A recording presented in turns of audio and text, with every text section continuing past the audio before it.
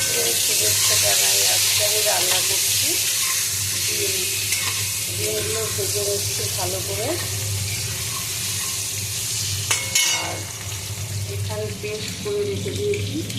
এখানে হচ্ছে কাঁচা লঙ্কা আর টমেটো আর হচ্ছে পেঁয়াজ, আর এটা হচ্ছে কাঁচা টমেটো, আর এটা হচ্ছে বেগুন ভাজার জন্য নুন হলুদ মিশিয়ে রেখে দিয়েছি। মাখিয়ে একদম এগুলো ভাজা হয়ে গেছে।